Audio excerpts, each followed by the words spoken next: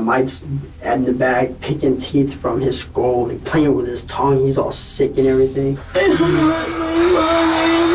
want my mommy.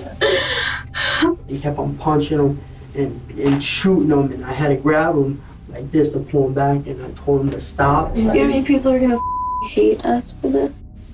I hate my life. This is our life now. Oh my God, man.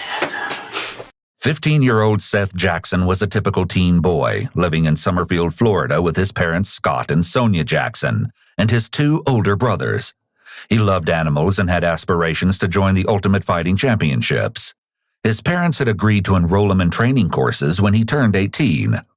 Little did he know that when he began a relationship with 15-year-old Amber Wright, it would lead down a dark and twisted path that would ultimately end those aspirations, along with his life, in an unimaginably horrifying fashion. As is often the case, their relationship was happy, in the beginning at least. However, after a year, things turned sour between them. During these difficult times, Amber added fuel to the fire when she began a close relationship with 18-year-old Mike Bargo. Seth's best friend, Will Samalot, claimed that Seth was traumatized when the end of their relationship finally came, amid speculation that Amber was actually cheating on him with Mike. On Sunday, April 17, 2011, Seth and Will went to visit a mutual friend. That night, when they left to walk home, Will noticed that Seth was texting on his phone and seemed distracted. Shortly after 9 p.m., the two parted ways. That was the last time Will would ever see his friend. Seth's mother, Sonia Jackson, filed a missing persons report the next day when he didn't return home. When a news report concerning Seth's disappearance appeared on TV, Amber Wright's half-brother, Kyle Hooper, had an emotional breakdown, telling his mother that he had knowledge of what happened to the missing teen. The story that Kyle told his mother was appalling, and she contacted the authorities, indicating that a ramshackle house in Summerfield, Florida, held the key to Seth's mysterious disappearance. When investigators visited this location and rounded up the suspects in Seth's disappearance, they soon learned that the full truth was far more grisly than they ever could have conceived. According to Kyle's testimony, Justin Roach Soto, Amber Wright, homeowner Charlie Ely, Mike Bargo, and he himself were present on the scene the night Seth went missing. Investigators collected these individuals and brought them down to the station for interviews, with the exception of Mike Bargo, who they were unable to locate at the time. When dealing with multiple suspects, such as in this case, one common tactic that detectives will use is to separate them, allowing each one of them to tell their version of events independently. Once an inconsistency is found, detectives will present this inconsistency to all of the suspects in the hopes that all of them will tell the truth. This technique would prove critical as detectives began to unravel the complicated skein of threads in a complex tapestry of murder, unveiling one of the most twisted and chilling motives we've ever seen in a case. What follows is never-before-seen interrogation footage exclusively obtained by EWU. You can sit right there, that's fine. Thank you. That's kind of why we have the chairs to sit up like this. All right, so what's the issue? This is 20-year-old Justin Soto. To his friends, he's known by the nickname Roach. He's the eldest of the suspects, and investigators believe that he may have intimate knowledge of what happened to Seth, as he is a current resident in the house. What's the issue? You know what? I have a feeling you're going to tell me, okay? Listen, I want you to understand something, okay? I don't know what you do or don't know. You're not in trouble with me, okay? But this is extremely important. The detective tries to reassure Justin that he's not in trouble, but this might not be the entire truth. Police will often say things like this to gain rapport with suspects so that they'll be more forthcoming with the officers. Are you from around here? I've lived here for a while, but I'm from Hawaii. You're from Hawaii? Yeah. Where here have you lived? I mean, how long have you been living here? Since I was about 12 years old, 11, 12 years old. A few years. Oh, so you've been here a while. Yeah, I've been here a while. Investigations usually begin with discussions of general information like this, so the detective can get to know the suspect and begin to make them feel comfortable with the interrogators. Let's talk about your tattoos a little bit. Do you mind? Yeah, I don't mind at all. What's it say on the front? This says Head Buster on it. What is that? HSAO? HEAD. People generally like to talk about their tattoos and the meanings behind them, so it's an easy question to get the conversation flowing. If Justin feels at ease with the detective, he may be more willing to give her information regarding what happened to Seth. Justin shows the detective his tattoos and she jokes around with him, building an atmosphere of trust and camaraderie before getting around to the impending serious discussion. Suddenly, the detective notices something interesting. Yeah, this is my last one. I have a mushroom right here. Oh, that's a new one, isn't it? Yeah. Yeah. What are all the scratches about? I was walking through the woods and some vines got a hold of it, and like 3 or 4 vines wrapped around my leg, and I went to go walk in it. Shh. Any others? No, that's it. That's it? Okay. You don't have anything on your back and your arms? Mm. Wow, that's different. Usually that's where they put them all. Oh, you got a cold or something? Yeah, I've been sick for like almost 2 weeks now. Well, I'm not really sick anymore. I just got this crazy behind cough, and it aggravates me.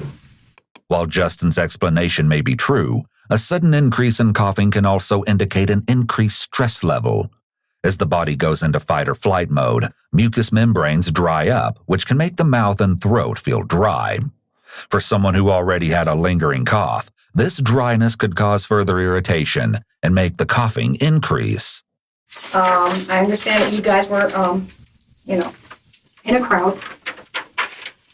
I'm older, so I'm going to say kids. Yeah. Hanging out together, okay? I hear that, tempers flew, okay? And things happened. What are you doing Sunday night? What's today, Tuesday? Today is Tuesday. Hey. Justin succumbs to a coughing fit here just as the interview begins in earnest. Do you know why you're here? You don't know? I really Did don't. anybody explain? Tell me how you ended up here. I woke up this morning to Charlie waking me up, and there was an officer right there, and I'm here now.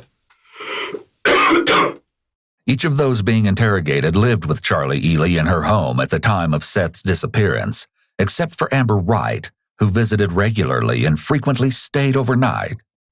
Okay, so you just got in a car and you didn't ask any questions like, what do you want? Why am I here? Nothing? You didn't ask anything? Oh, come on. You're too smart for that. I'm not worried about it. I didn't do nothing wrong. I was Exactly. just coming over here to see what the hell's going on. Because I woke Yeah, up. but you even said it yourself, okay? You're nervous about places like this, okay? So there's no way you're going to sit there and tell me that you got into a police car, okay, and ask no questions as to why you're getting into a police car after being woken up, okay? The detective appeals to logic based on information she's already collected from Justin to point out that he may already be acting dishonest with her. So let's. They said an incident happened. Okay. With who?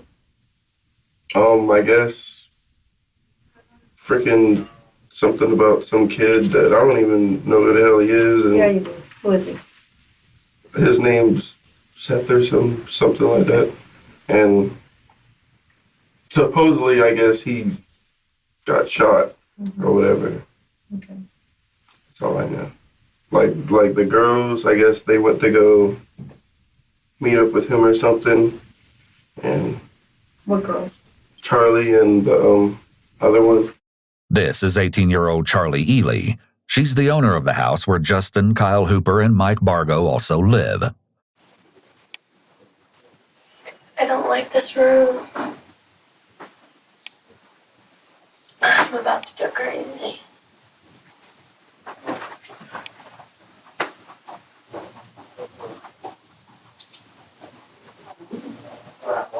Charlie has been obsessively checking and examining her body since entering the interview room. This may be indicative of anxiety. After nearly 20 minutes, a detective finally arrives to speak to Charlie. Hello. Huh? How are you? Good. About to Good. go crazy. About to go crazy? Yeah, I can't. Room recall. Okay. Well, we don't need that. I'm Detective Bill with the Sheriff's Office. Charlie. Charlie? What's your last name, Charlie? Ely. Ailey? Ely. E-L-Y. Okay. How you doing? Good. How old are you? 18. 18 years of age. Okay, do you know why you're here? Yes, sir. Why are you here? Because something happened with Seth. Something happened with Seth. Yeah. Okay.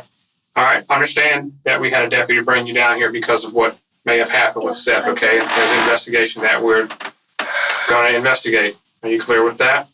Charlie sighs heavily, which may be an example of her using an adapter to expel nervous energy. Adapters are nonverbal ways that people comfort themselves when they're feeling stressed. I'm going to sit back and pretty much just give you the floor. You've already explained to me why you think, why you're here. Okay? I know why I'm here. Explain to me why you're here. Often, detectives will allow the suspect to simply tell the story in their own words. This allows them to observe and catch any lies and inconsistencies, pointing these details out to encourage the subject to tell the complete truth. And be honest with me. Totally truthful. Hold your head up. Okay, Sunday night. Sunday night, Amber and I walked up because her ex-boyfriend was Seth, and they wanted to work things out. So we met him up. This is Sunday night? Yes, sir. At 58th Court, it was approximately 9:30. So you met him on the corner? Yeah. Okay. They talked. What corner did you guys meet him on? I think it's 58th Court. I want to say that's what it is. And who all met there? Me, Amber, and Seth. Amber is, of course, 15-year-old Amber Wright, Seth's ex-girlfriend, the half-sister of Kyle Hooper, and suspected love interest of Mike Bargo. In another room not far away, she will soon begin a similar story. I introduced myself before. My name's Rhonda, okay? And I'm gonna talk to you about this, okay? Okay, I just need you to tell me the story, and let's start with the other night. I understand that you and Charlie went to another neighborhood or went down the street. Tell me how this all comes about. Unlike the other detectives, Detective Stroop goes straight into the story, beginning with Amber's role in the events. Well, me and him were already talking on the phone. Me and him. Seth. Okay, you and Seth. Did Seth call you or did you call Seth? Well, he had called me a couple days before that and I didn't answer. Okay. So I called him that night. And you and Seth, and correct me if I'm wrong, okay? You two had a relationship. Yes, ma'am. Was he, how was your relationship with him? Not the best. Tell me why you say not the best. We'd always fight. He'd always hit me and cheat on me and all that. So he was physically abusive to you? Yes, ma'am. When Amber describes her relationship with Seth, she touches her hair, another adapter behavior. She may be feeling uncomfortable as she talks about this sensitive subject. Who all knew that? Me, Charlie, my brother. Okay, so Kyle knew about it. Was there a lot of people in the neighborhood just that ran around with you guys that knew this? Yeah. Because your mom, I understand, knew it. Mm-hmm. Okay. So Seth had called you a few days before. Mm-hmm. You called him back, and what day was that? I think it was Sunday night. Sunday night? It was the night that this all happened. Okay, so you called Seth, and what did Seth say? Well, it started off, I was like, hey, I know you called me the other day and I didn't answer, but you wanted to make up. So do you want to make up or like try and be friends or something because I'm sorry for everything? And he was like, yeah, I think that'd be a good idea for the both of us because we're both tired of fighting with each other. But we just wanted to stop the drama. Okay. So were you guys going to get back together as a couple? No, we were just going to try and be friends. Okay. Because we were friends before we ever dated. Okay. We were really close. Okay. And he was like, well, you should walk down here. And I was like, well, if I walk down there, I'm not walking alone because it's too dark, so can my friend Charlie come? Uh-huh. And he was like, sure, I guess. Where was Seth at when he said walk down here? The neighborhood at the end of my road, Bellevue Ridge Estates. Okay, so Seth was at Bellevue Ridge. Whose house was he at down there? He said something about Brittany. It seems likely Brittany was the friend that Seth and Will were visiting the night of his disappearance. Will mentioned that Seth had been distracted, texting on his phone once they left. Police later recovered these messages. They read, "Hey, can you talk? You said you needed to talk. Well, I kinda need to talk to you about us working things out. What do you mean? Can you please call me, like now? Yeah, sure. Hey, my friend Charlie is coming with. I've been telling her everything between me and you, and she's coming because I need her to help through this. Is that okay? But don't tell anyone what's going on because I want to make sure we can work things out before anyone knows. Amber, if you have me jumped, I will never give you the time of day. So if I get jumped, say goodbye, all right? I swear you're not, Seth. I could never do that to you. I just want me and you back. Okay. I'm walking up the hill now. I'm at the neighborhood road. Where are you? Sorry, I didn't want Will to hear me, but stay around the corner where me and you fought. Just wait right there and I'll be there in a minute. This was Seth's very last text message. It's interesting that he was suspicious of Amber's motives here, as he fears that she's planning to have him jumped. Perhaps he had a good reason to be wary. So you guys went down there and talked? We were talking for maybe not even 30 minutes. Okay. And his mom, I guess, texted him. And I was like, who are you texting? I thought we were talking. And he was like, my mom told me either right now or never. And I was like, oh, okay. I guess they started arguing, whatever. And then he looked at me. He's like... Arguing with his mom through yes. text? Okay. And I guess he called her a bitch or whatever. I didn't want to get in it. And then he was like, look, I'm not in the mood to talk right now. I'm getting out of here for now. I'll see you around. And he just stormed off. So when he stormed off, we went back to my house. And about an hour later, he came to my house. Mike was off in his room like he always is. Okay. He never comes out. So he had no idea you went to see Seth or that you came back from seeing Seth that you're aware of? I didn't tell him. Okay. And Kyle's in the living room. What's Kyle doing? Kyle just sits there and watches TV like he always does. Okay, so he's just watching TV in the living room. Mike's in the bedroom. Okay, and then what happens? Seth comes to the house? Knocked on the door and Charlie answered it. And she was like, well, what do you want? And he was like, I just need to talk to Amber. Can I come in? I don't know what it is you're being careful about, okay? And it's okay to be careful, okay? But the truth is what it is, okay? And that's what I need from you. That's pretty much what it is. I don't know the kid. Okay. I know he's a little white boy and... Using the phrase pretty much is what is known as an exclusion qualifier. Other examples of exclusion qualifiers could be saying something like not really or for the most part. It allows the person to tell some of the truth while hiding the rest. It's important to note that just because you hear someone use one of these statements, it's not proof that they are lying, but an indication that they may be. Him and one of the girls used to date or whatever. And Which girl? the Amber girl. Well, you just told me more than you told me a few minutes ago. How do you know Amber? As a friend. How did you meet her? Through her brother, Kyle, the other dude that's Okay. here. Okay. All right. So is Kyle the other one that lives with you? Yeah. Okay. Well, then now I know you know more than you're saying because, He just moved in too. I know. But Kyle likes to talk, doesn't he? The detectives have pinpointed Kyle as the potential weakest link. After all, he is the one who originally confessed information to his mother, which resulted in the four being here at the station. What is unclear at this point is exactly how much Kyle has told his mother and the investigators. We can't be sure what the detective already knows, but neither can Justin. I haven't chilled with the kid in You what? I haven't chilled with or hung out with him in a little while until we moved in and started living there. Well, now you're making me think things a little differently. Okay? The detective scoots her chair closer to Justin. This increased physical proximity creates additional pressure for him to tell the truth. Now you're making me think that maybe you had some involvement in all of this. Did you? No, ma'am. Did you have any involvement in any of this? No, ma'am. No? Where'd you get the scratches from on your legs? Vines walking through the woods. Because those are very, very fresh scratches. When did you get those? Yesterday. I was walking through the woods yesterday. Yesterday? Mm-hmm.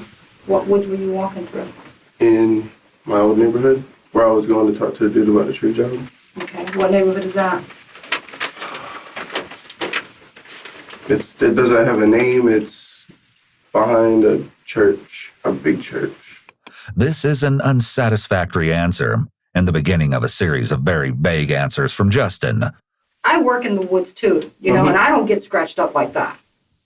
No, they have little, what are those called? Thorns or whatever on them. Okay. And they're up there on my leg. Let me see your other leg. Yeah, you're pretty scratched up. That's not from a walk through the woods. Sure it is. No. Talk to me, Justin. That's what happened. That's woods. Oh, I believe it's woods. Yeah. I believe that. I have no doubt it could be that. But that's not from walking through the woods. Yeah. Okay? We were either running, walking in the dark. The detective returns to the night in question, and Justin continues his strategy of distancing himself from the others. I don't know anything about what happened. Like, I just came home and I went to sleep. While Justin maintains his ignorance of the situation, the girls continue their version of events. Did Seth call you before he came down? No, ma'am. So he just showed up an hour later. Yeah. When you came back, did you talk to your brother or Michael about what Seth had said, or that you guys had a conversation? Did they know? No, they didn't know what we talked about. Okay. Kyle asked me where I was going, and I just told him, I was like, I'm going to talk to Seth and try and figure things out. Notably, there's no mention of Justin being present at the scene in Amber's version either. I hear a knock at the door. It's Seth. So I let him in, not thinking anything was wrong with it. Okay. Can you draw me a drawing of your house? I guess. I just want to try to get a picture of what We get like exactly. idea. The detective may be having Charlie draw the floor plan to make sure her story is crystal clear. However, a methodically laid out floor plan could allow the detective to point out certain details that seem implausible or odd as well. She let him in. He sits in the chair. Me and her sitting by each other on the couch. And out of nowhere, Kyle just gets up and hits him. He So were didn't they like- arguing first before you hit him? You just No, Amber and Seth were talking, and Kyle comes out of nowhere and hits him, and me and Amber dart to my room. and where was And he at? Kyle said, "Get the fuck out." And he went out that way, and we hear Mike's door hit something, and Mike came out, and we heard gunshots. Okay. And by then, me and Charlie took off to her room. We shut the bathroom door, and we heard another door just fly open, and we just heard gunshot after gunshot after gunshot. And after maybe like 5 or 6 times of hearing it, it got quiet. And then you hear Kyle go, "What did you just do?" The introduction of a gun into this scenario does not seem to bode well for Seth, yet it's still unclear exactly what happened to him, as the girls were not visual witnesses to the event itself. It's difficult to piece together Seth's fate, especially since there hasn't been a body recovered. How do you think Michael knew Seth was out there? He probably heard him talking. Okay. So it's one of them things where it's not that far apart. that Yeah, he- the house is The very house is- small. he would know It's Seth's small. voice. Yeah. Oh, Okay. yeah. If we said anything to anyone, he would f***ing kill us. So this is next. after the gunshots. Yeah. He came back into the house. Yeah, with the gun. In And his he was hand? waving it around. What us. kind of gun was it? It was a revolver. Okay. I mean, he's let us like touch it and shit, so our fingerprints are on it. It's interesting that Charlie is choosing to volunteer information about Mike letting them touch the revolver at this point. It could very well be that she has a guilty conscience and is trying to preemptively dismiss certain pieces of evidence that indicate her guilt, such as her fingerprints being on a weapon.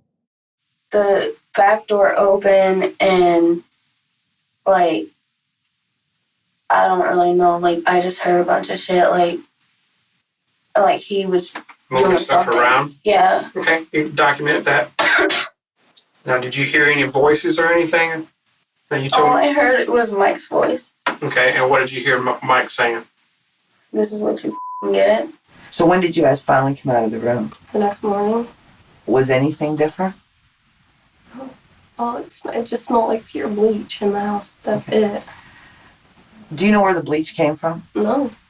I had a bottle of bleach on the counter, but that's not there. So you had bleach and it's gone Yeah. now?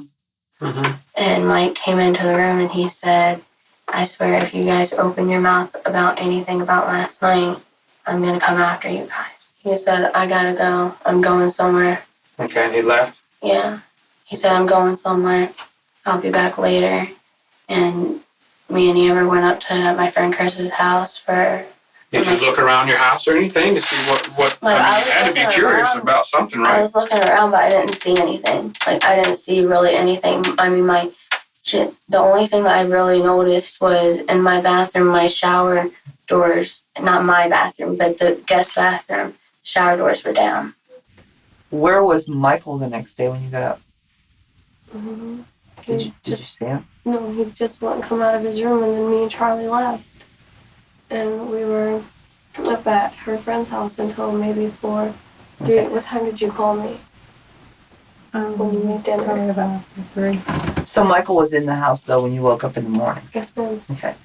This is a minor discrepancy in what has been a very parallel story, since Charlie claims Mike was out and about making more threats, while Amber says he was asleep in his room until they left. This guy, Justin Soto, was he there when this happened? I didn't see him anywhere. Like, I don't think he was there. I think he was talking about going and talking to someone in another neighborhood about a job that he has to do, like, next week. What have you heard about Seth? Tell me everything you've heard about Seth. Like, he used to date Amber, and I guess, I don't know, it's pretty much it. I guess he had some problems with some other kid, and... What kind of problems? Once again, Justin uses two selective memory statements, I guess and I don't know, followed by another exclusion qualifier. That's pretty much it. This doesn't mean he's guilty, but it could suggest that he's withholding information related to the case. It's possible that he's either protecting someone else or himself by holding back. This is also only an indication of deception when it isn't part of someone's normal speech patterns. Some teenagers and young adults use phrases like pretty much all the time. This is another instance that highlights the importance of the officers having some low-stakes conversations with individuals before the interrogation begins, so that they can get a feel for their baseline speech patterns. That way, if their word usage changes in association with certain topics, the officer can be more certain that something is off about that specific topic. Like, they were just, like, talking noise to each other, and... Who? I don't even know, like... Yeah, you do. Who? Well, I think his name is Mike, actually. I knew you would remember. I had faith in you. When did you It was first meet like- Mike? Oh, I met him, like, 2 years ago. He met Mike nearly 2 years ago, but just a few minutes ago was acting like he didn't even know his name. She makes one last-ditch effort to get him to open up to her. I'm sure Mike's going to talk for what's best for Mike. So Justin needs to tell me what's going on and think about what's best for Justin. Yeah. I left yesterday. That's pretty much what happened. Did you leave with Mike? No. Did you leave with anybody else? All right, well, listen, give me a few minutes and I'll be right back, okay? All right. She leaves to acquire a smoke for him and likely to get an update on what the other investigators have learned from their suspects. Oh, sorry. I'm sorry, bud. Do you mind if I talk to her again? Okay, I'm gonna bring Kyle in here with you, okay?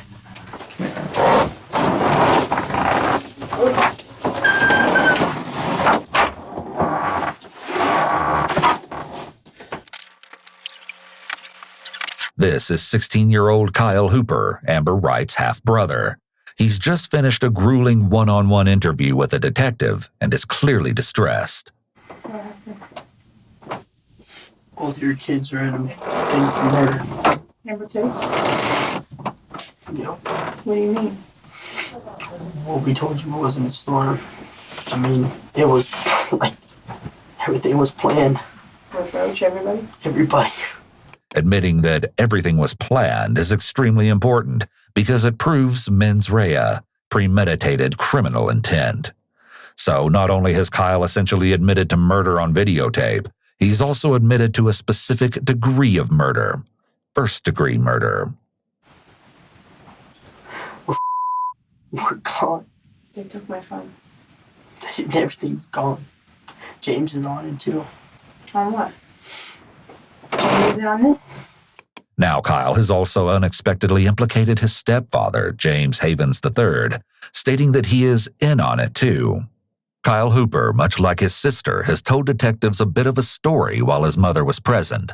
However, they likely realize at this point that he is the weakest link, as he was the one who originally confessed to his mother. He certainly doesn't seem to want to tell the full story in front of her, so the detective pulls him out into a room alone, where he sits wiping ink from his hands from his fingerprinting. Little does he know, a confrontation is about to begin. So, sorry about that. What's wrong? I want to be perfectly honest with you, okay? This is how I work. I'm giving you an opportunity right now to lie to me. Okay? If you take that opportunity, okay, you're a fool. No, I'm not lying to you at all. Everything that comes out of your little mouth right now better be 110% the truth, okay? All right, now let's start back at the beginning of this. And this is your one and only last chance to correct any discrepancies you may have of the story that you told me. Okay? Want to start fresh? No. Man, I'm scared. Yeah. Kyle, I'm sure you are. Okay? I've never been through it. I don't want to go. I don't want to go through none of this. I didn't mean for none of this to happen. Okay, but you know what, Kyle? Right now is the time to man up. Right now is where the rubber meets the road. Okay? I can do nothing for you. I can do nothing. I can't talk to you if you're not going to tell me the truth. She may be trying to empathize with him to make him feel like she cares, but she makes no hints or promises that he won't be locked up or that she will help him. Meanwhile, Kyle is hiding his face with his hand, which may indicate that he feels shame and wants to hide himself from the detective's gaze. So let's start at the beginning, okay? Just you and I here, just start at the beginning. Tell me what really happened. Kyle begins his story with important insight into his state of mind that night. He and his biological dad did not get along, which may have been a major factor in Kyle's sudden decision to move in with Charlie. To that end, he sold his laptop to raise quick cash for rent, and that instigated an argument with his mother. Feeling like he was losing his family, he went to his stepfather, James Havens, for mental support, who later dropped him off at Charlie's house. His anger and frustration may have been contributing factors to his fateful decisions later that night. With the stage set, Kyle begins his shocking tale. He drops me off. All right. Well, we got this kid that comes over. His name's Brandon. He plays the guitar. Brandon? Yeah, his name's Brandon. He plays the guitar. He's got on here. He's in a band and stuff like that. That comes over to Charlie's house? Yeah, he plays guitar, and well, he was out there playing the guitar and stuff like that on the front yard and everything. And then Mike, he was like getting all into it. He went in the house. I guess he was snorting some pills or whatever. And he was. What kind of pills were Mike snorting? I'm not sure. They were white pills. Where'd he get them? There's no telling where he gets any of this stuff. I don't know. He don't tell me nothing about stuff like that, honestly. Okay. The detective is interested in these pills, but all Kyle can contribute is that they were white. Yet Mike's alleged drug use that night may have contributed to him making the decision to kill Seth and follow through with that choice. Although it's unknown what specific drug he may have taken, many illegal substances have been linked to increased levels of violence.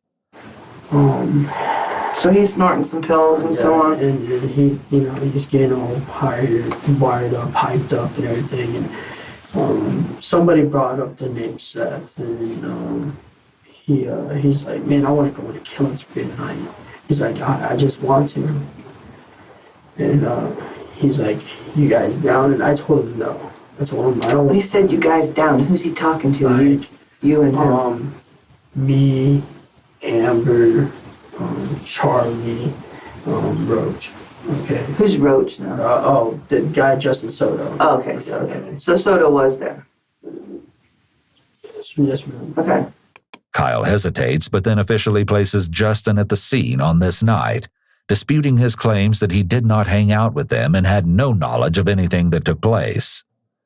Justin is going to have some explaining to do. I know you were there. I know about what you did. I know that you participated. And I want to know exactly what you did so that I don't blame you for something you didn't do. Because everybody else is. All right? Blaming me? Yeah. The detective has clearly learned details from the other interrogations. However, Justin doesn't know how much she knows, and she's implying they're laying the blame for events squarely at his feet.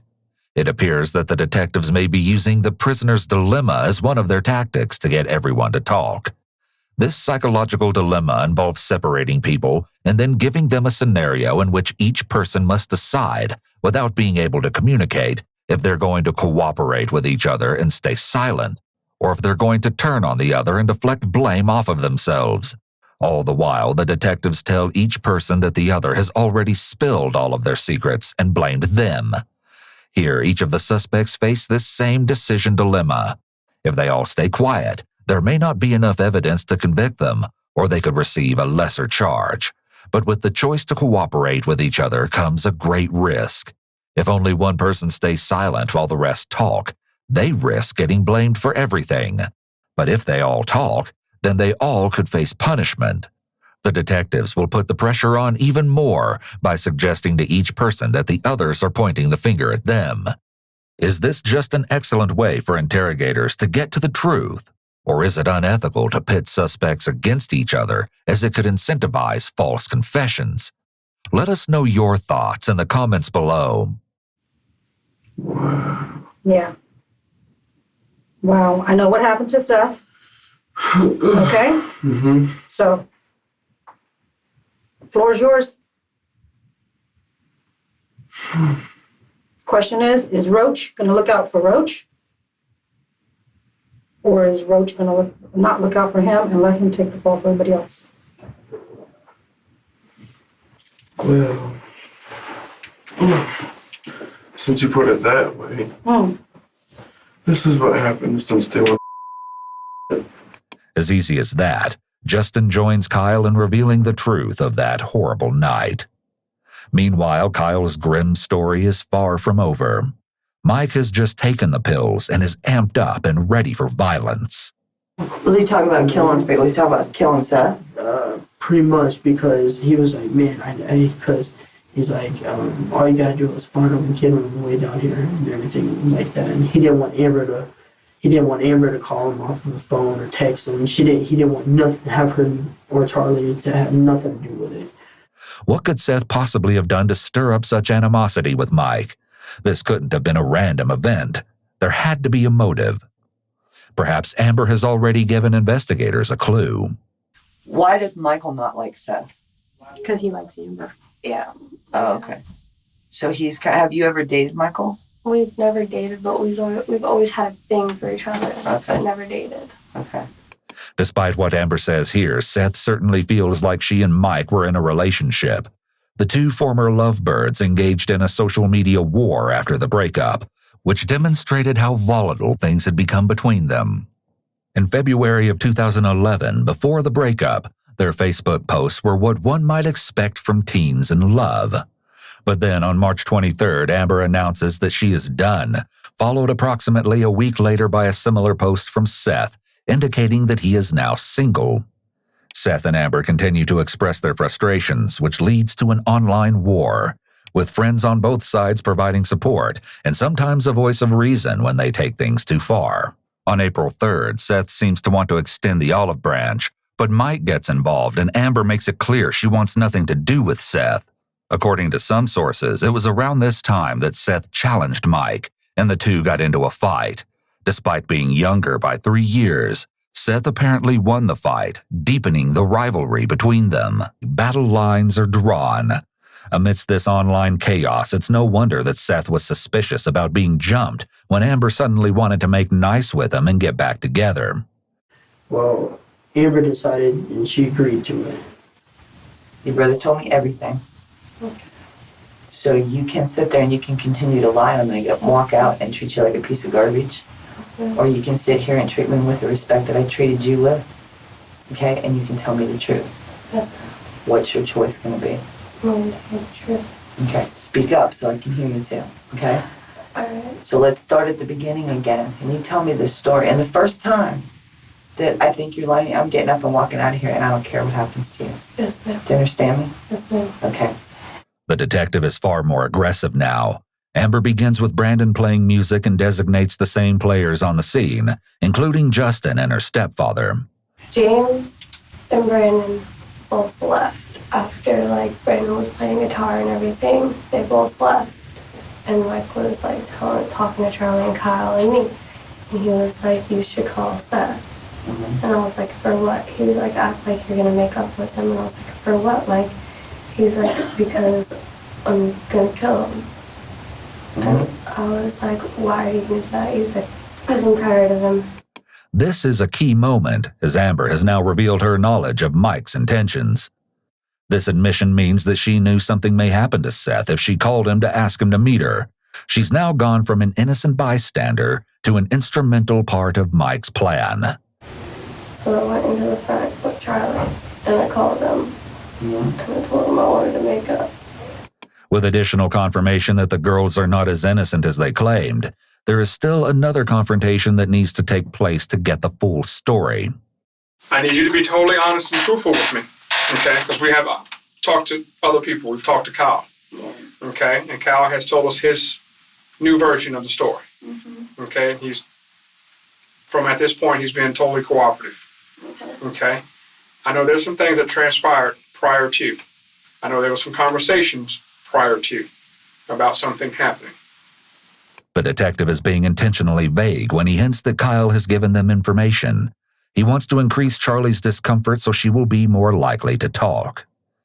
I wasn't involved in that. I don't know what he's talking about. I mean, it might have been between him and Mike, but I don't know.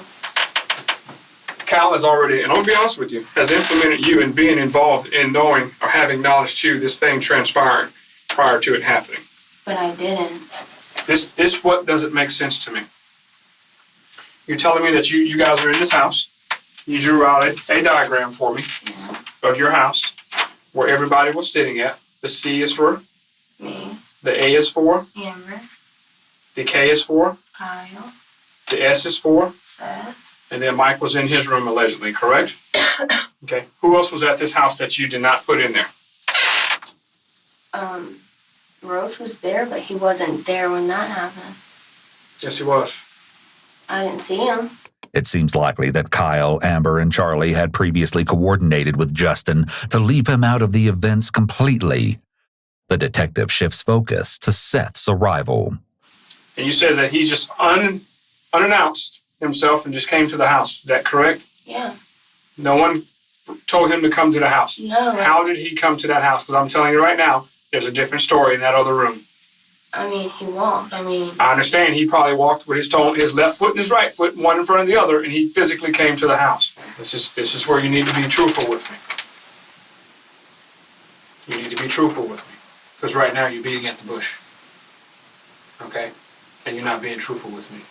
Can we both agree on that? Yeah. This at least is progress in the right direction. Let's check in with Kyle. Take a deep breath. You're doing really well. About time. Sorry. It's okay. Once he pulls himself together, he provides some insight into his feelings for Seth. I really hated Seth. And there was time, because my ex-girlfriend, I found him in the bed with my ex-girlfriend, and I really didn't like that, and I loved her. But I really didn't want to go out and kill the kid. It wasn't my intention. And he come, all right. Well, Mike was talking about it. He's like, listen, he's like, I'll do it. And believe it or not, Amber wanted it done. Amber don't want nothing to do with him. Amber wanted him dead and gone. He deserved it. Kyle is deflecting responsibility off himself by justifying what they did, by blaming the victim and stating that he deserved it. I wanted him dead, but I didn't want to do it. And I didn't want nothing to be a part of it. I didn't want nothing. And Mike said he would do it. But Mike said he would do it. So you talked to Mike he kept about on it. saying, man, I'll take the blame for it. I'll take the blame for everything. I'll do it. I'll do everything. I'll take the blame. If the cops ask you if anything, I'll take the blame. I have nothing to lose. Kyle has admitted to quite a bit so far. He seems to mistakenly believe that Mike could take all the blame for killing Seth if he's the only one who pulls the trigger. It's whatever. And Amber agreed to it. Everybody was agreeing to it. So did Soto agree? Huh? Soto? Roach? Everybody agreed. He Like I agreed? said, everybody agreed. Amber agreed? Mm-hmm. And Jay, Charlie agreed? Mm-hmm. Mike said he would do it and you agreed. So there's 5 people. Yes, ma'am. Okay. The detective makes it perfectly clear that Kyle is stating that each of them were involved in premeditation for murder. And Mike's like, man, I can't do this. It's got to be done now. He's like, wait, Mickey, he's not. He's sitting in the love seat. He's like, it's got to be done now. Mike opened the door. I come out. I hit him over the stick, the head. Where was Seth when you hit him? He was in the chair. Okay. And I hit him over the head with the stick, and it broke 3 times on him. Kyle had previously admitted that both he and Justin Soto intended to hit Seth to make it easier for Mike to kill him. This is considering aiding in the murder and could make them just as culpable as Mike. He's now admitted that he actually followed through on his part. In another room, Charlie's detective is about to use this event to perform a coup de grace. At no time did you ever say, when Kyle hit Seth across the head with this stick, board, or whatever this object was, what the hell are you doing? What's going on? If you didn't know what was going on. You see the picture I'm painting now? Obviously, you had to know what was going on, okay? Because any person in their right mind would have asked this question. If you and I are sitting in this room, and whoever's sitting over here, and I just start beating the hell out of him, aren't you going to want, what's going on? You never said that. You know why? You know why? Yeah. Why? So I knew something might have happened. Exactly. Charlie finally admits that she knew something might happen. Once the detective started being aggressive about her lies, it didn't take very long for her to break under the pressure. I hit him, and he stood up. And when I broke it over his head 3 times, he stood up. And then Roach come in, and then he hit him with his stick, and then he was trying to go through the kitchen, and Mike shot him in the back twice with a gun. Kyle hit Seth with the thing, and I flew against the counter, and I looked. Roach hit him with a stick too? Yeah, I didn't look at it. I was in the kitchen, and all I seen was Seth fly, and then Kyle and Roach flew, and Mike flew right behind him. And Charlie was like, come to the room, come to the room, come to the room. When Kyle hit him over the head, that's when we ran into the room because we didn't know where Mike was. Like, we thought he was in his room, and obviously that's where he was. But, like, we didn't know where he was with the gun. Okay. And then he was still trying to go out the front door, and Mike just kept on shooting him. I kept on telling Mike, I was like, stop it, let him go. And he just kept on shooting him. And he goes out the house. I just got out of the way and like pumped his ass. And Roach grabs him like this and Seth on the ground and has him choked. And I don't know what he did to his knee, but he kind of messed up his knee, and Roach rolled over. Who messed up his knee? Roach, Okay. Soto. And he rolled over, and Mike come up and shot him in the head, and that's when it was over. Mike shoots him. How many times? It's like 5 times maybe, I guess. Right there on the spot? And oh my God, man. And come back into, and then I was like, Mike's like, man, grab him, you gotta grab him, Kyle. We can't have nobody, we gotta grab him. And I was scared, I was freaking out, and I'm like, okay. And I grabbed him, and I pulled him up the stairs, and Grabbed who? Seth. I started pulling him up the stairs. Was Seth still alive? Partially, yeah. Okay, so he was still breathing at that time. He was partially still alive. I walked in the room with her. I was so shooken up. I'm staring at her. I'm crying. She's trying to hold me to stop crying. I'm about to puke from it all. And then they got him in the house and laid him on the floor. And then they put him in the bath. And then Who put him in the bathtub? Roach come in, and he helped put him in the bathtub. Did you help put Seth in the bathtub? Yeah, I like grabbed a little piece of him and like just put him in there, and then I just went out and And then when he was in the bathtub, Mike kept on getting all psycho and pissed, and kept on punching him and shooting him, and I had to grab him like this to pull him back, and I told him to stop. I said, listen, you need to stop right now. And then I come in, and then Mike's wanting to break it. I come in, and Mike's trying to break his kneecaps to put Is him he in a dead at hog this tie. point, or is he Yeah, still? he's completely dead. Who broke his legs and knees? I think Mike did that. And that's when Mike had his kneecap had his leg pulled out like this with some in his hand, some hard, trying to break his kneecap. How'd you get the scratch marks on your legs? Fighting with Seth? No, I didn't. It's with still woods and stuff. Finding firewood? Huh? Finding firewood Yeah, to burn up, Seth? I guess, yeah. And then Mike was like, Roach, get him in the bathroom. And then Charlie was like, Amber, don't walk out there. Don't walk out there. We don't need to see it. That's when Mike walked in the room with his gun in his hand. And he was like, I love you both, but if you say anything, I'll kill you both. When a person threatens to kill another person to get them to commit a crime, that creates a duress defense. However, this is not usually a defense to a homicide, as it's considered wrong to take another person's life, regardless of whether your own life has been threatened. Furthermore, since Amber was aware and participated in these events before there was ever a threat involved, her part in the murder is already done. 22. The 22. Okay. 22 revolver. It's all black. Where is it at right now? It's under the house in the air duct. That's where the gun's at right now. That's where the gun Where is are the supposed to be sticks at right now. that you guys... Everything got burnt. He then begins to explain how they disposed of Seth's body once his kneecaps were broken in the bathtub. And then he hog-tied him, and then he put him in the bag. In what bag? Like I said, that sleeping bag. Okay, so after the bathtub, they put him in some blue thingy that you said, Yeah, like a A bag. bag or something. Okay, what do they do? He was brought up there. Who brought him out? Mike and Cotto. It says Mike and Soto. Well, they brought him up there first, and I just dragged him a little bit. After a pause, Justin amends his story since the detective already knows he was involved, but just a little bit. He'd already been collecting wood for the fire, and now they got it started in the backyard, preparing to dispose of the body in the bag.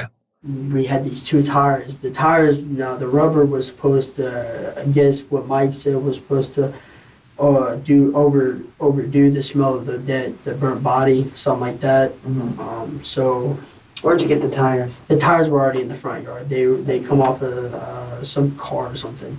And then I come out there, and then Roach was telling me something about the shovel. I guess he hit him over the head with a shovel or something, because he was still, Mike's psycho. He's crazy.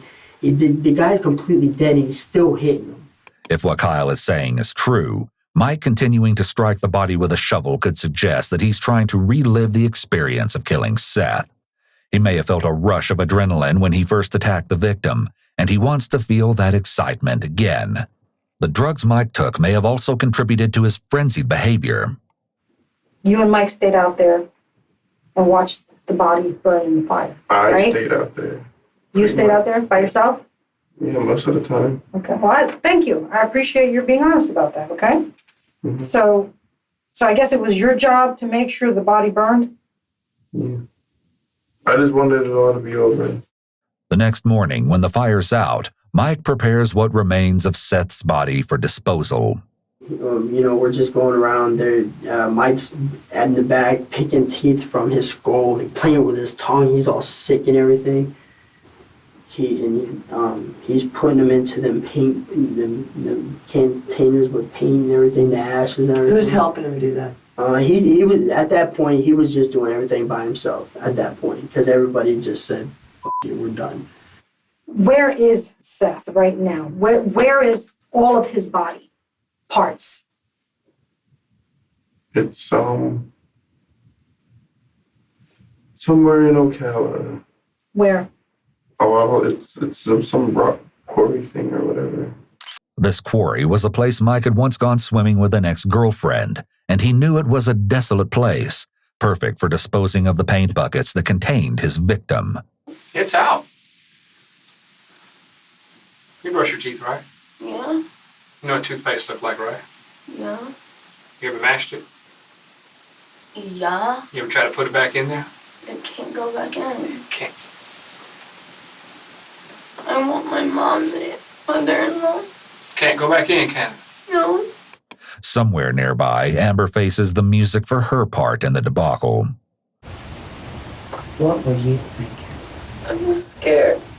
What were you scared of? There was no threat I was scared at the time but there was no threat at the time. Seth wasn't even there. Mm-hmm. So what are you being afraid of? Seth wasn't even there. There was nothing for Mike. You said, Mike told me, I love you both. He would never do anything to hurt you. What were you thinking about getting Seth up there? I don't know. I wasn't thinking at the time. Did you just hate Seth that bad? I didn't hate him. I was hurt. Does your mom know about this?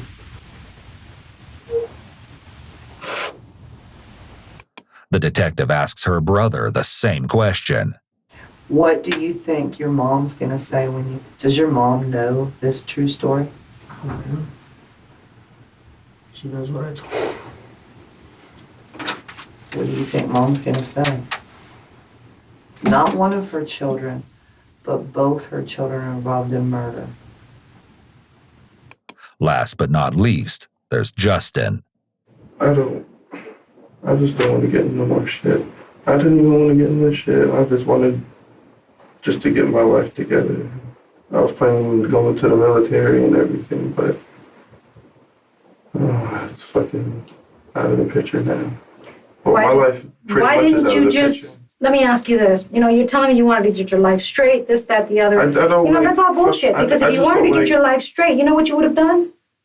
You would have not participated in this, and you would have called the cops and said, this is what's about to happen to this kid. You gave no regard to another person's life. Why didn't you call 911? I don't call 911. You don't call 911? I don't like being over the line. But you let a person die. Because that's the honorable thing to do?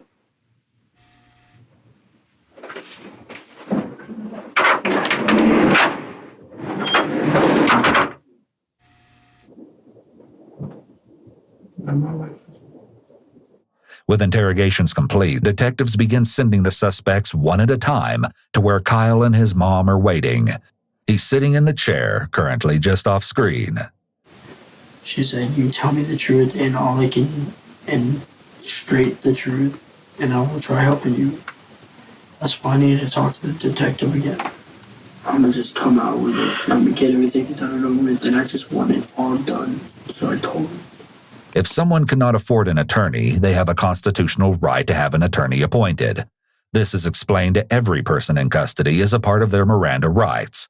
But Kyle doesn't seem to fully comprehend this right.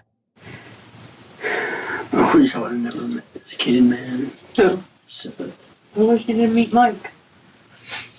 that too.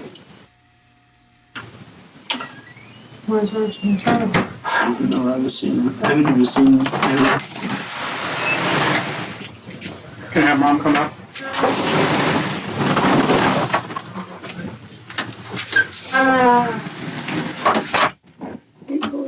I had to. They knew we were lying. Immediately, Amber confronts Kyle. For a second. Is that your mom's purse? Yeah. Let me give your mom. Did she leave it? No, actually. So, we've interviewed Amber, Charlie, and now you can't now. I know you're lying to me. They immediately begin talking about the interrogation. It's likely that they're unaware that they're being recorded.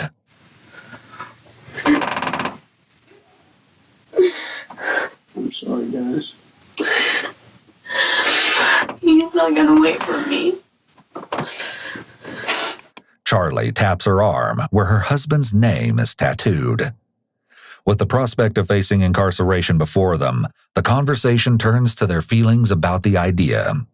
Yeah, that's what I'm terrified. I am too.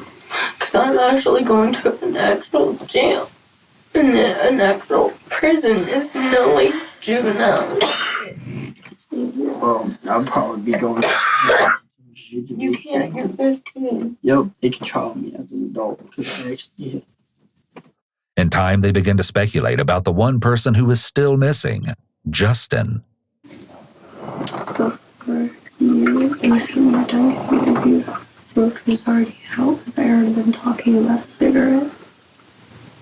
So where's Roach now?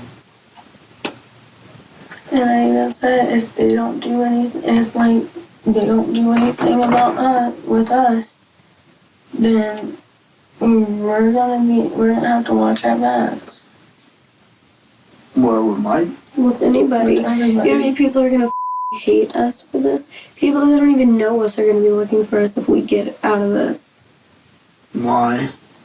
There's a 15-year-old kid murdered because of us. Do you honestly think people want to be around that? Do you think people think there's those kind of people are supposed to be here? Yeah, but it's not our fault. Hell, I don't even like the kind of people, and I'm one of them now. I don't And I even. didn't even do anything. Throughout their discussions, they've been placing the blame squarely on Mike as the ringleader, discounting their own contributions to Seth's murder, as Kyle does here. They seem to struggle to acknowledge what they've done or take responsibility for their own actions. Amber, where are the clothes that you had on that Sunday? After Amber answers the detective's question, Kyle takes the opportunity to try to find out some information. Can you tell us anything what's gonna happen to us? I sure can, and I will. Just in 1 second, just let me go back and tell him what she said. What shirt did you have on? This is the story. You're an adult, correct? Juvenile and juvenile, correct? Am I right? Mhm. You two are under 18 and you're 18. You're all going to be booked with first-degree premeditated murder. You two will go to the juvenile assessment center. You will go to the Marion County Jail. Okay? For how long? Take a deep breath. You'll have no bond. You won't be getting out. Like how many years? Oh, honey, this is not. Listen to me. Everybody, just take a deep breath. Like, well, since we really didn't do anything. No. See, but you did. First of all, let's get over that hump right now, okay? That we really didn't do anything because everybody's complicit here. A person died. A person was murdered, okay?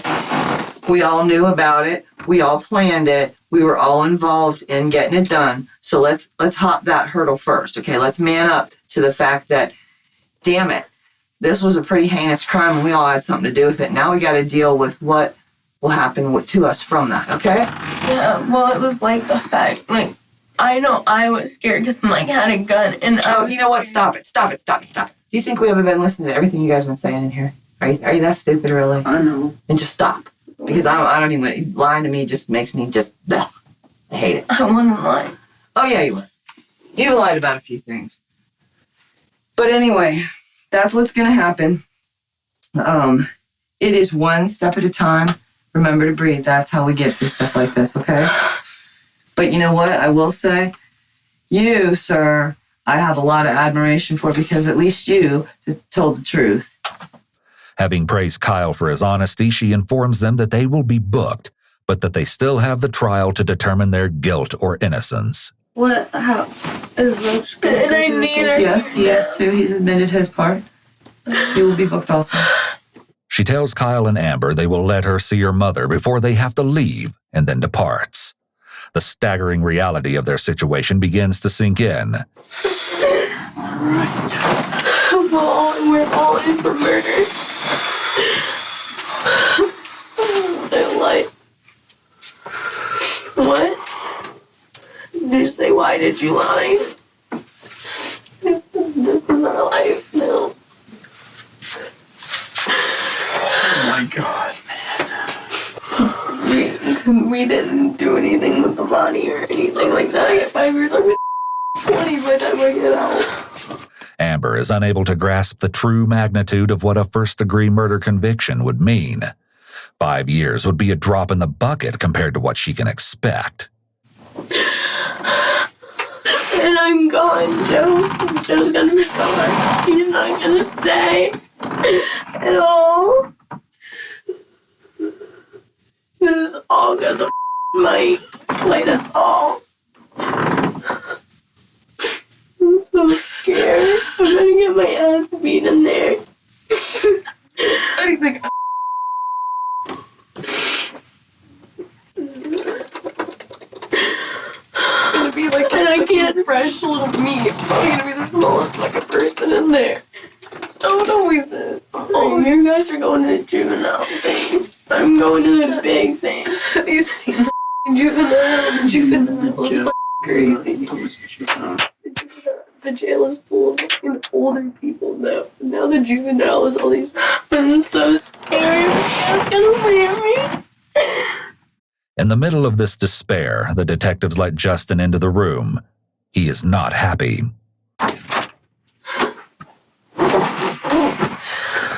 We're screwed. Yeah, I know that. Yeah. And Mike's fucking running while we're all handling it for him. I want my mom. I don't want.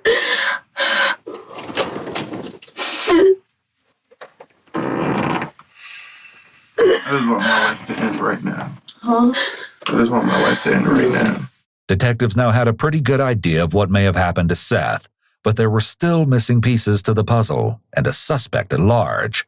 However, everything was about to fall into place. Later that same night in Stark, Florida, James Williams Sr. was driving home. He'd only stopped at work long enough to tell his boss that he needed the night off because there was something very important that he had to do. That something was taking Mike Bargo to turn himself in to the police. Mike was his daughter's boyfriend, so Mr. Williams had offered him sanctuary in good faith, unaware of the real reason Mike needed a place to lie low. Yet just before, for his overnight shift, Mike admitted the truth to him, or at least a version of it, and agreed to turn himself in. Now cleared of his work obligations, Mr. Williams was on his way to help him do just that.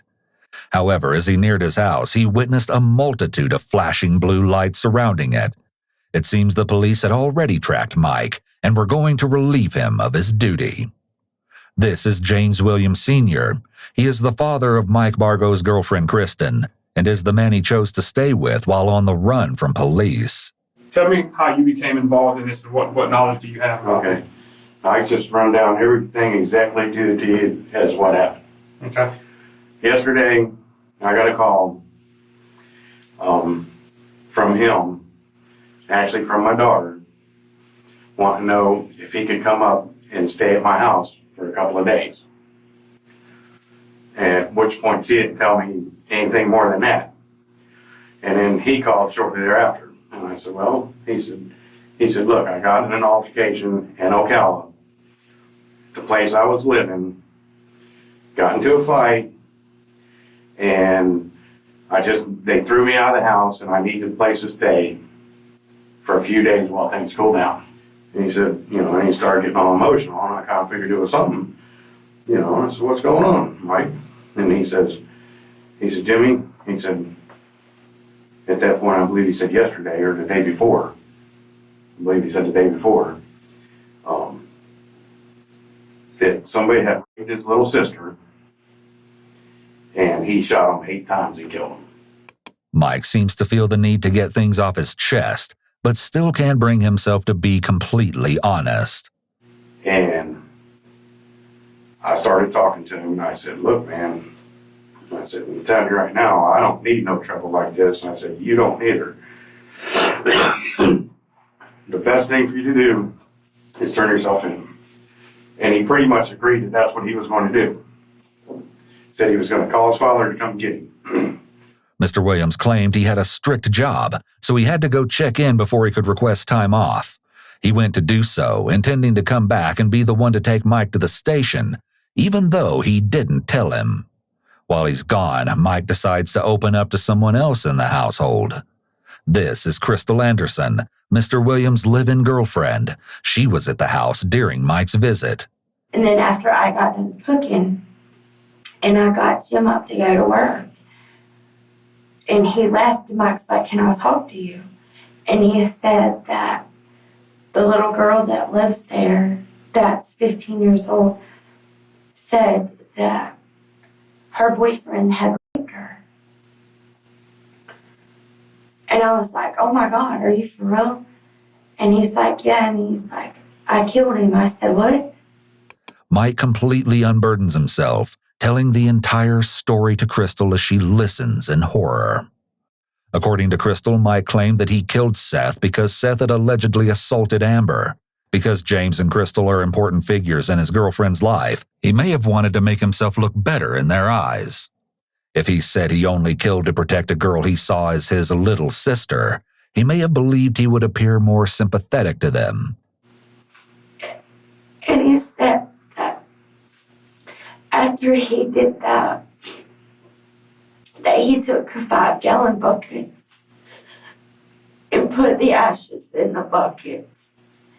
Him and the girl's stepdad had drove them to some place where they go swimming at, and had took cinder blocks and tied them to the bucket and threw his body in the river. Crystal's story cements James Haven's culpability as she describes that he was involved in disposing of the body. Several accounts place Justin Soto at the scene, too. Allegedly, Amber texted James Havens, her stepfather, and asked him to come to Charlie's house. Once there, James helped Mike and Justin load the paint cans, cinder blocks, and a dog leash into the back of his truck, and Mike gave him directions to the quarry. There, they used the leash to tie cinder blocks to the buckets and threw them into the quarry. And he called his dad, and this dad told him that's what had busted through their house. And they were looking for him, and I told him, I said, Mike, I said, you got to tell Jim what's going on. You got to tell him. I said, I can't let him get in no trouble because you want to be crazy. And I had called my cousin that lives across the road, but nobody was home because I was scared. I didn't know what to do. Okay. And is that when we showed up? Yeah. Now that these interviews have concluded, there is, of course, one more person who the police need to have a little chat with. Which one? This one or that one? That one's in No, the not there. How you doing? This is 18-year-old Mike Bargo, mastermind and instigator of the Seth Jackson murder. He flops down in the chair where the detective directs him, his body language immediately seeming to indicate that he will not be as cooperative as his fellow conspirators. Yo, Mike, I get these off the way. They're really killing my wrist. Mike may be feeling powerless, so he tries to take control of the situation right away by asking to have the handcuffs removed. The detective complies, likely to build goodwill. I got a hole in that hand, and as you can tell. Okay. I'm Detective Brewer from American County Sheriff's Office. Okay? I think you know why I'm here to talk to you. Okay? Before we talk or anything, I have to advise you of your rights. You understand that? Mm-hmm. Okay. Do you understand each of these rights I have explained to you? Yes, sir. Having these rights in mind, do you wish to talk to, it says us here, but I'm saying me. Do you wish to talk to me now? I'd like to give him one phone call, because I need to get hold of somebody. I need to call my lawyer. You want to talk to a lawyer? Is that what you're telling me? I mean, I'll talk to you, but I don't want to call my dad. I want to call my dad. Hold on a second.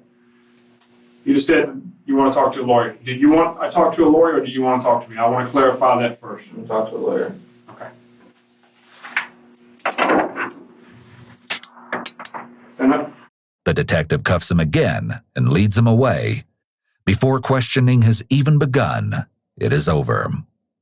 The so-called Summerfield Six, Mike Bargo, Amber Wright, Kyle Hooper, Charlie Ely, Justin Soto, and James Havens III were charged for their roles in Seth Jackson's murder and faced trial. James Havens III was charged as an accessory to murder after the fact for helping dispose of the body and pleaded guilty.